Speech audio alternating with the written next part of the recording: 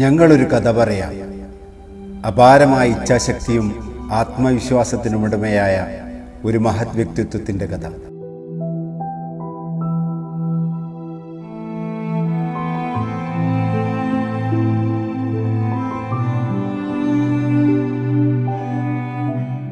വന്നാരപ്പുരയിൽ ചെറിയ കുഞ്ഞിരാമൻ്റെയും BP നാരായണയുടെയും പുത്രനായി വെങ്ങര എന്ന ഗ്രാമത്തിൽ 1954 ഭൂജാതനായ BP മോഹനൻ എന്ന പ്രിയ മോഹനേട്ടൻ്റെ കഥ.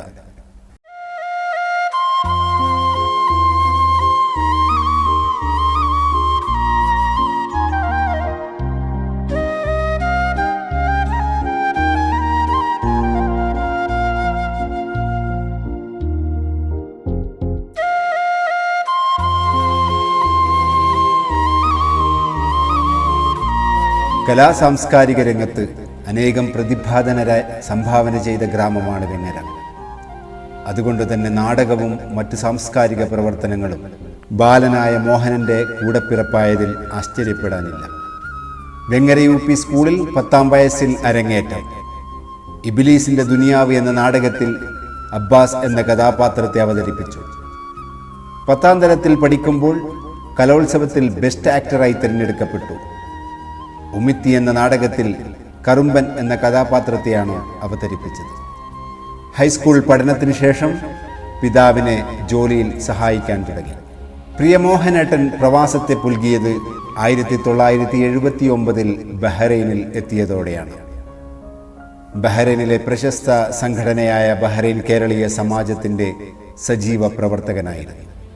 പ്രവാസത്തിൻ്റെ ഉഷരഭൂമിക്ക് പക്ഷേ മോഹനേട്ടൻ്റെ സർഗാത്മകതയെ ഒട്ടും പോറലേൽപ്പിക്കാൻ സാധിച്ചില്ല. നിരവധി ദേശീയ സംസ്ഥാന പുരസ്കാരങ്ങൾ കരസ്ഥമാക്കിയ സുഹൃത്തും നാട്ടുകാരനുമായ നാടകാചാര്യൻ ശ്രീ ഇബ്രാഹിം വെങ്ങരയുടെ ജിഹാദ്, കാളിഗ്രാമം എന്നീ നാടകങ്ങളിൽ വേഷമിട്ടു. 1995 ബഹ്റൈൻ വിട്ട് നാട്ടിലെത്തിയ മോഹനേട്ടൻ വിവാഹ ജീവിതത്തിലേക്ക് കാലെടുത്തു വെച്ചു. തലശ്ശേരി ചേറ്റംകുന്ന് സ്വദേശിനിയായ സത്യഭാമയാണ് മോഹനേട്ടൻ്റെ നല്ല പാതി. മോഹനൻ സത്യഭാമ ദമ്പതികൾക്ക് ദൈവം കനിഞ്ഞരുളിയ മകൾ ഭാവന.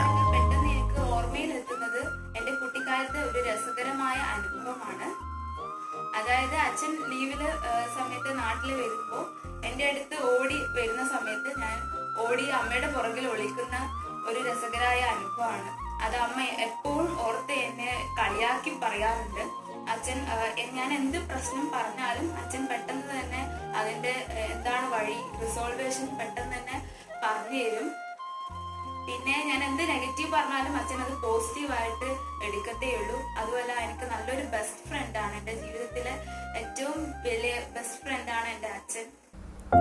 ചെറിയ ഇടവേളയ്ക്ക് ശേഷം മോഹനേട്ടൻ വീണ്ടും പ്രവാസത്തെ പുൽകി.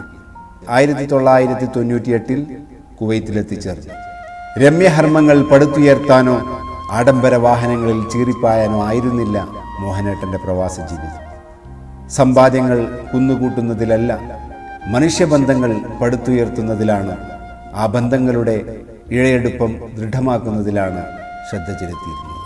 പ്രവാസത്തിൻ്റെ ബാക്കി പത്രം എന്താണെന്ന് ചോദിച്ചാൽ തൻ്റെ സുഹൃത്ത് വലയത്തെ ചൂണ്ടിക്കാണിച്ച് പറയും, ഇതൊക്കെ തന്നെയാണ് എൻ്റെ സമ്പാദ്യം. ക്ഷേമരാഷ്ട്ര ലക്ഷ്യത്തോടെ സ്ഥാപിതമായ വെൽഫെയർ പാർട്ടിയിലേക്കുള്ള അദ്ദേഹത്തിൻ്റെ കടന്നുവരവ് യാദൃച്ഛികമല്ല തന്നെ.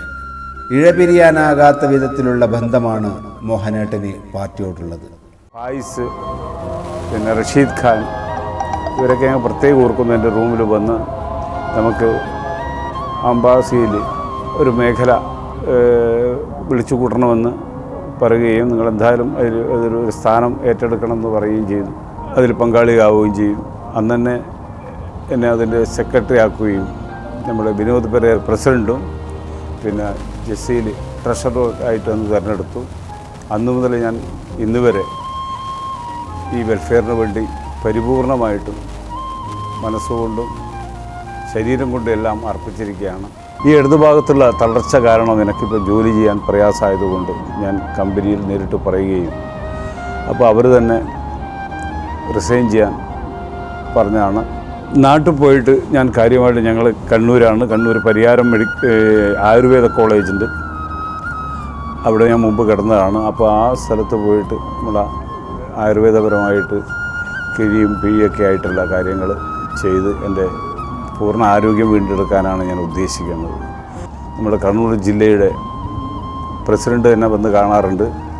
സൈനുദ്ദീൻ കരുവള്ളൂർ എന്നാണ് അദ്ദേഹത്തിൻ്റെ പേര്. അദ്ദേഹം വീട്ടിൽ വന്നിരുന്നു, എൻ്റെ അസുഖം കണക്കിലെടുത്ത് വന്നു.